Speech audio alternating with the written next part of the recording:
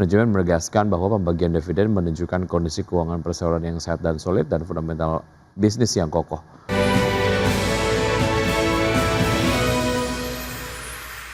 Ya, pemirsa, terima kasih. Kita berlanjut ke informasi berikutnya. PT Fafros atau Pafros Tbk menyepakati pembagian dividen tunai sebesar 4,12 miliar rupiah dalam RUU PST tahun buku 2025. Ya, nilai pembagian tersebut setara dengan dividen payout ratio sebesar 15% dari laba bersih tahun 2025. Manajemen menegaskan bahwa pembagian dividen menunjukkan kondisi keuangan perseroan yang sehat dan solid dan fundamental bisnis yang kokoh. Hal tersebut sejalan dengan kinerja keuangan perseroan yang berhasil mencetak laba bersih sebesar 27,4 miliar rupiah di tahun 2025, tumbuh 109% dibandingkan dengan tahun sebelumnya. Raihan laba tersebut didorong oleh pertumbuhan penjualan hingga 2 digit dan keberhasilan strategi efisiensi operasional. Sementara itu untuk tahun 2026, manajemen optimistis perseroan akan kembali mencetak pertumbuhan profit pada tahun ini yang tercermin dari kinerja perseroan pada 3 bulan pertama tahun 2026 yang kembali mencetak pertumbuhan laba bersih signifikan sebesar 112,86% secara tahunan.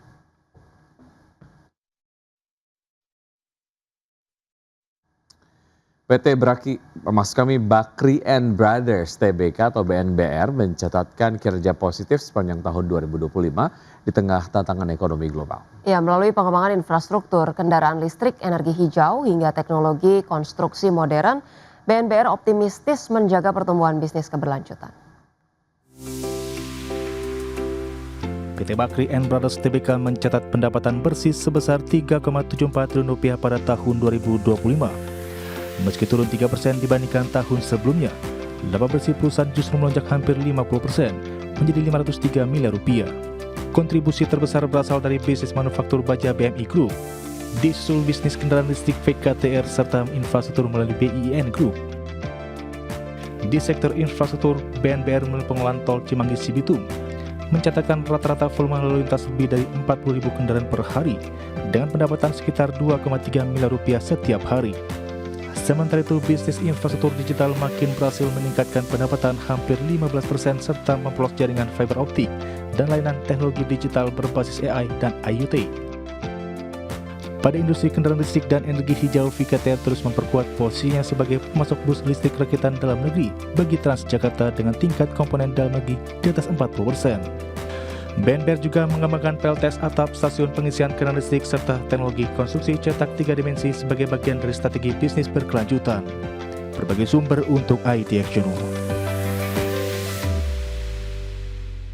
Pemirsa, COO BPI Danantara Doni Oskaria mengungkapkan bahwa pembelian kembali saham atau buyback ini merupakan aksi korporasi yang normal dilakukan oleh emiten di pasar modal termasuk emiten BUMN. Selain itu, ia juga menyebutkan bahwa aksi buyback saham sebagai salah satu upaya menjaga kepercayaan investor dan mendukung stabilitas pasar modal di tengah volatilitas yang masih terjadi di pasar keuangan. Chief Operating Officer BPI Danantara Doni Oskaria mengungkapkan bahwa pembelian kembali saham atau buyback merupakan aksi korporasi yang normal dilakukan emiten di pasar modal, termasuk emiten BUMN. Terlebih ketika valuasi saham dinilai terlalu rendah dibandingkan fundamental perusahaan. Menurut Doni, langkah buyback justru menjadi pilihan yang menarik bagi perusahaan dibandingkan menempatkan dana pada instrumen lain. Pihaknya menilai saham-saham BUMN saat ini didukung fundamental yang kuat, mulai dari sektor perbankan, pertambangan, hingga infrastruktur. Sehingga menurutnya tidak mengherankan apabila perusahaan mempertimbangkan buyback ketika harga saham belum mencerminkan nilai intriksinya. Doni menegaskan bahwa kondisi fundamental perusahaan-perusahaan plat merah saat ini masih solid. Buyback saham juga sebagai salah satu upaya menjaga kepercayaan investor dan mendukung stabilitas pasar modal di tengah volatilitas yang masih terjadi di pasar keuangan. Ia menyebut akan sangat disayangkan apabila saham perusahaan dengan fundamental kuat diperdagangkan pada valuasi yang tidak mencerminkan kinerja sebenarnya. Sebelumnya pada awal Juni, wacana buyback saham BUMN menjadi bahasan utama antara pimpinan DPR RI dengan pemerintah dan himpunan bank milik negara atau Himbara. Wakil Ketua DPR RI Sufmi Dasko Ahmad mengatakan pembahasan buyback saham BUMN terutama untuk saham BUMN dengan fundamental kuat dilakukan di tengah situasi pasar global yang turut mempengaruhi pergerakan saham emiten BUMN. Berbagai sumber untuk IT Action. Pemirsa, saham SpaceX melonjak 19% dalam debutnya di Nasdaq pada Jumat 12 Juni 2026. Hal ini mendorong nilai perusahaan melewati 2 triliun dolar Amerika Serikat dan menjadikannya perusahaan Amerika Serikat terbesar ke-6 berdasarkan nilai dan menjadikan Elon Musk sebagai triliuner pertama di dunia. Investor langsung memanfaatkan kesempatan untuk mendapatkan sebagian dari kerjaan Musk yang luas yang meliputi oleh roket satelit dan juga AI setelah IPO senilai 75 miliar dolar yang memecahkan rekor.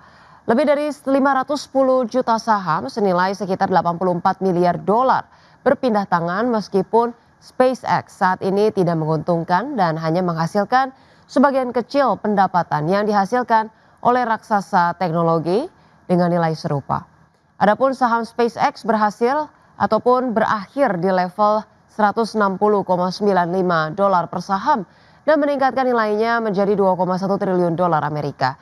Kenaikan ini mendorong nilai pasar SpaceX melampaui Broadcom, sementara itu Amazon berada di urutan berikutnya dengan nilai sebesar 2,6 triliun dolar Amerika.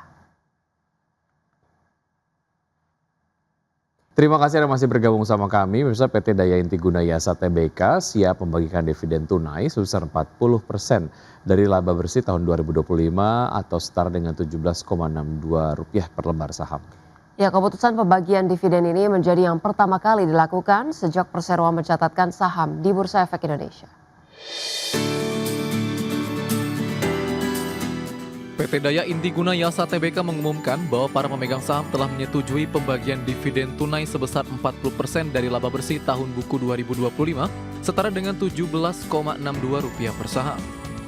Direktur Utama Perseroan Edwin Ceah mengatakan kondisi ini menandai pembagian dividen perdana perseroan sejak mencatatkan saham di Bursa Efek Indonesia. Ia menilai keputusan ini didukung oleh kinerja tahun buku 2025 yang mencatat laba bersih sebesar Rp1,1 triliun dengan pendapatan mencapai Rp7,9 triliun, tumbuh 16,7% dibandingkan tahun sebelumnya.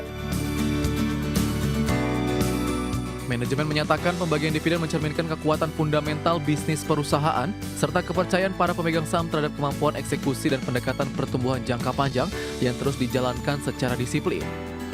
Adapun dividen akan dibayarkan kepada pemegang saham yang tercatat dalam daftar pemegang saham perseroan per 24 Juni 2026 dengan tanggal pembayaran dividen ditetapkan pada 10 Juli 2026. Dengan telah terpenuhinya kewajiban penyisian cadangan wajib pada 2025, perseroan kini memiliki fleksibilitas yang lebih besar dalam mengalokasikan modal. Manajemen menyebut hal ini memungkinkan perseroan untuk menyeimbangkan antara return bagi pemegang saham dengan investasi berkelanjutan untuk mendukung ekspansi dan prioritas operasional pada masa mendatang. Berbagai sumber IDX Channel.